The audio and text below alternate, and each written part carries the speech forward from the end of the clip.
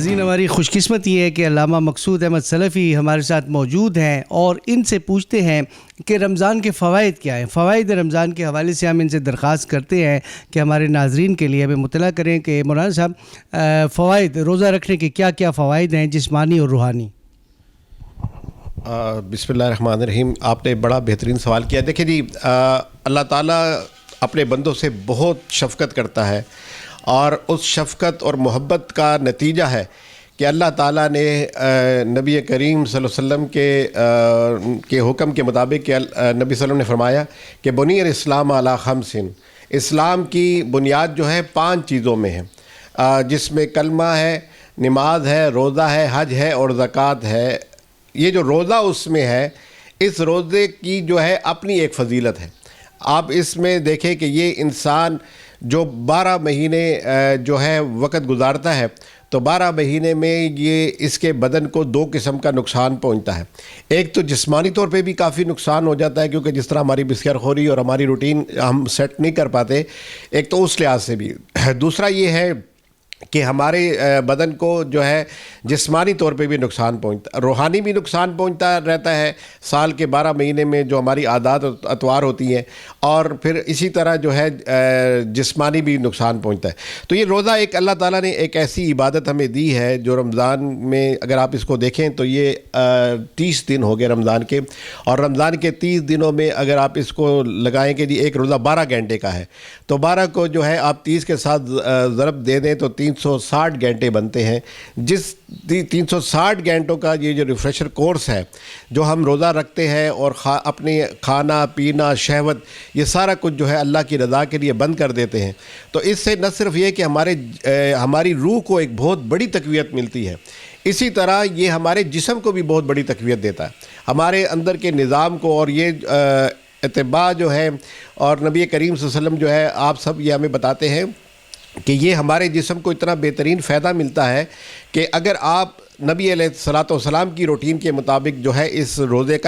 کو اختیار کریں. جیسے آپ صلی اللہ علیہ وسلم نے فرمایا کہ سحری کھایا کرو، سحری میں جو ہے برکت ہے. تو ہم لوگ کیا کرتے ہیں، میں نے اکثر ایسے لوگ دیکھے ہیں کہ جو رات کو 1:30-2 بجے خوب سیر ہو کے کھانا کھا لیتے ہیں اور پھر وہ سو جاتے ہیں، سحری کا اہتمام نہیں کرتے. سحری جو ہے بالکل اذان کے قریب کرنی چاہیے کہ جی آپ جب اپنا آخری نوالا کھا لیں تو اس کے بعد اذان ہو، اس طریقے سے آپ کے یا ٹائم داخل ہو جائے. تو اس طریقے سے جب آپ سحری کریں گے تو نبی کریم صلی اللہ علیہ وسلم کے احکامات کے مطابق جو ہے سحری کے ٹائم اٹھنا جو ہے یہ آپ کی صحت کے لیے بہت ہی زبردست فائدہ مند ہے. اور یہ جتنے بھی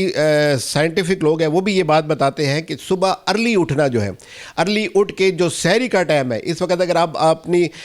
جو ہے سبق پڑھتے ہیں یا مثال کے طور پر کوئی اسٹوڈنٹ ہے تو وہ تھوڑا سا اس کے پاس ٹائم ہے تو وہ کہتا ہے جی میں اپنی کوئی تیاری کرنا چاہتا ہوں، تو وہ بھی بہترین اس کے لیے وقت ہے. اسی طرح اگر کوئی اٹھ کے اس وقت اللہ تعالیٰ کی عبادت کرتا ہے، 1-2 نفل پڑھتا ہے، تو اس وقت کا جو وقت ہے وہ اللہ تعالیٰ کی قربت کا بڑا نزدیکی وقت ہے. یہ ایک ٹریننگ ہے جو اسلام آپ کو دینا چاہتا ہے. تو آپ کے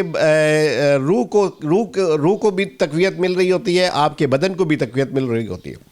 پھر اسی طرح جب آپ سارا دن بھوکا پیاسا رہتے ہیں تو اس بھوکے پیاسے رہنے کے بعد جب آپ افطار کرتے ہیں نبی علیہ الصلوۃ والسلام کی سنت کے مطابق، اور وہ سنت کیا ہے کہ وہ نبی علیہ الصلوۃ والسلام کھجور سے روزہ افطار کرتے تھے. اگر کھجور نہیں ملتی تو پھر پانی سے افطار کرتے تھے. تو آپ پانی سے یا جو ہے اس سے یا پھر آخری صورت جو ہے نمک سے کریں.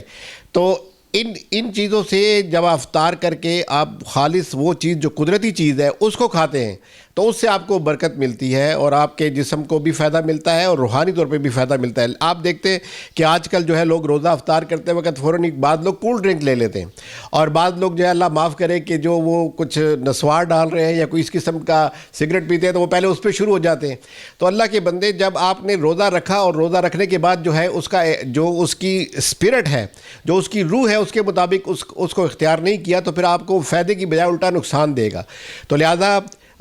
اس کے جو روحانی فائدے ہیں اور جو جسمانی فائدے ہیں ان دونوں کو کلیکٹ کرنے کے لیے ہمیں اس روٹین کو دیکھنا ہوگا جو جناب محمد رسول اللہ صلی اللہ علیہ وسلم، صحابہ کرام، تابعین، تبع تابعین اور ائمہ دین کی روٹین تھی. اور وہ روٹین یہ تھی کہ آپ صلی اللہ علیہ وسلم سحری کا اہتمام کرتے، آپ افطاری کا اہتمام کرتے. افطاری کے ٹائم آپ صلی اللہ علیہ وسلم نے فرمایا کہ مومن کے لیے دو خوشیاں ہیں۔ ایک تو یہ ہے کہ اس کو جنت میں جانے کی بشارت اللہ کی طرف سے ملتی ہے، دوسرا وہ ہے کہ اس کو کھانا پینا اللہ کی طرف سے ملتا ہے، اس کو مغفرت کا سامان ہو جاتا ہے کہ جب وہ اللہ سے جو سوال کرتا ہے اللہ تعالیٰ اس کی دعا قبول کرتے ہیں۔ اسی طرح اس رمضان میں جو ہے آپ دیکھتے ہیں کہ مومن اور مسلمان جو ہے وہ رات کو تہجد کا اہتمام کرتے ہیں، تراویح کا قیام اللیل کا اہتمام کرتے ہیں، تراویح کا اہتمام کرتے ہیں۔ تو نبی علیہ الصلوۃ والسلام سے 3 وقت میں جو ہے رات کی عبادت ثابت ہے۔ آپ صلی اللہ علیہ وسلم نے اس کو عشاء کی نماز کے ساتھ بھی پڑھا ہے، آپ صلی اللہ علیہ وسلم نے درمیان میں بھی اس کو پڑھا ہے، اور آپ صلی اللہ علیہ وسلم نے آخری وقت میں بھی اس کو پڑھا ہے۔ تو یہ تینوں وقت میں جو بھی آپ کو آسان ہو، کہ اگر آپ مسجد میں